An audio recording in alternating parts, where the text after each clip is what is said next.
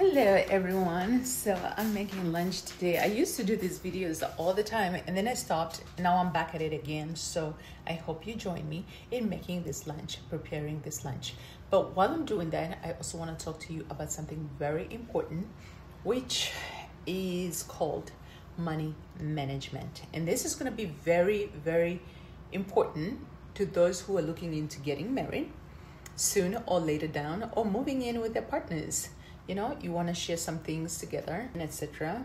Well, you want to listen to this. So let's talk about this. I was watching a Ramsey show.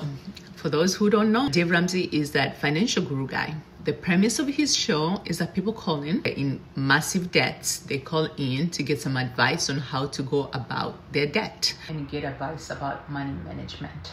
Well, this guy called in and his story was completely the opposite of what most people call in about. He called in and his issue was him and his wife have been married for about 8 to 10 years and they own a couple businesses and he works as well.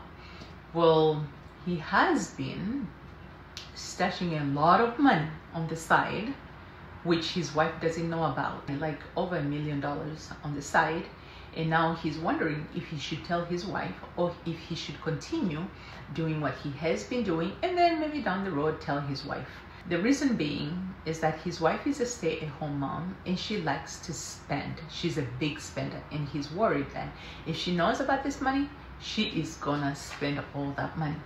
Well, two things are at play in this situation, but I'm not gonna talk about that yet.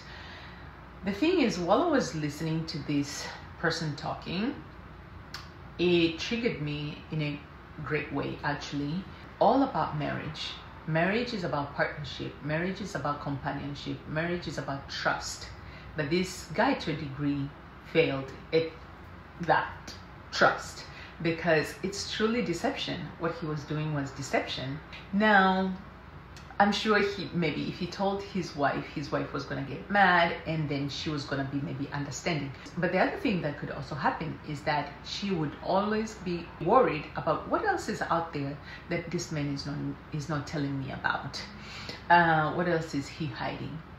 Well, so I wanted to talk about a couple things for those who are looking into getting married or for those young people who are hopeful and still want to get married, because a lot of adults now, they really don't want to do the marriage thing. I know a lot of people don't want to get married because it's a mess. It usually ends up being a mess.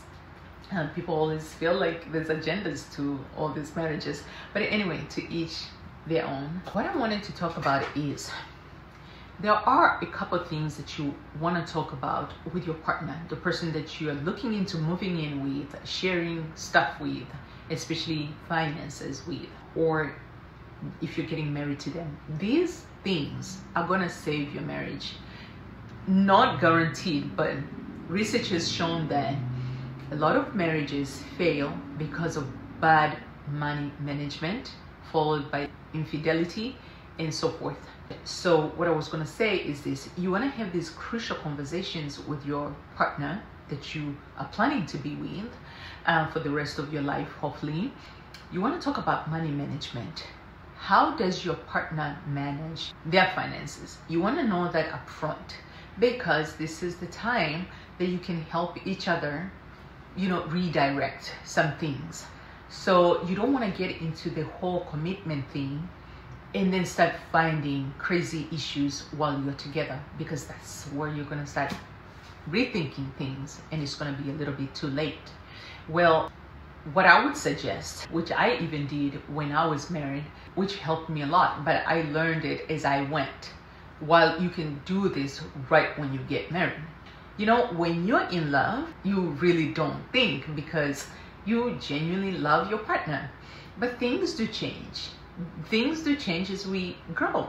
And people think differently as money keeps coming in, or if there's no money at all. So you want to be very clear on how you want to manage your money.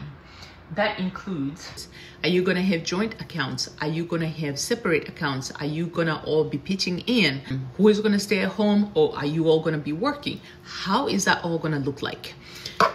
Personally, I would encourage having separate accounts. So having a joint account where all your bills can come from, every kind of bill you can think of. And then mom, because she's a stay-at-home person, so she runs the home end, then she can control that account. But dad also gets to get, a report. Like, this is what's going on in that account, but he also has logins. He can log in and look at the account himself. Also, people forget about those separate accounts. Your separate accounts, individual accounts, is where you're saving your own money and you can spend that money however you want. And then your other account is going to be your family savings account, where you're saving for the family for the rainy day. And then your other accounts are going to be your children accounts for college tuition, etc.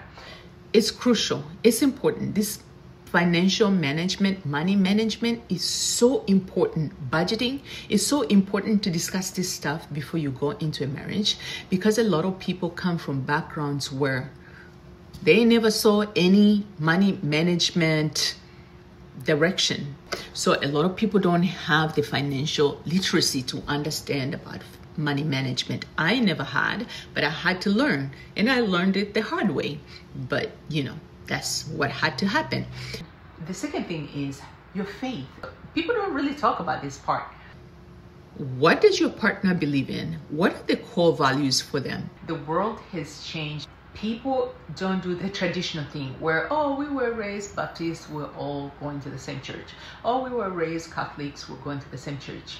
Or we're both Muslim. Once you get married, you're not going to be okay with everything, because depending with how a person was raised and what faith they grew up believing in, those traditional things, they come up when you start having children and how you want to raise your children. And that is enough to make people completely go separate ways.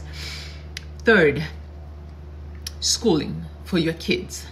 Some people are raised traditionally. You go through the school system. It can be private, it can be public. Whereas some people, they're not wired like that. They're not raised like that. The other thing is, how do you want to raise your kids? What are some of the things that are solid for you that you want your kids to follow, you want your kids to do? You have to discuss those things, because again, we all come from different cultures. It matters. You can grow up here in America. You're both Americans, but everybody comes from a different household. It matters. It really does. And then in-laws. How do you want to deal with your in-laws? Because when you marry a person, you marry their family. A lot of people don't believe this, but wait until you get in and you realize, you married the whole family. Especially if they're a close-knit family, you are marrying the whole family. So many things play part, and you want to be very clear on these things. I'm wishing you well, because marriage is not easy, but it's also not hard. It can be challenging, but that's the whole thing about marriage. You're two different people. You come from two different backgrounds. So you gotta be very aware of those things. But at the end of the day, I wish you well, and I wish you luck on your marriage or on your partnership with your person. But these are crucial things. You gotta talk about them. You gotta be very clear. You can't just be wishy-washy on these very important things. They really matter when you get in that marriage. They do. Until next time, it's your auntie.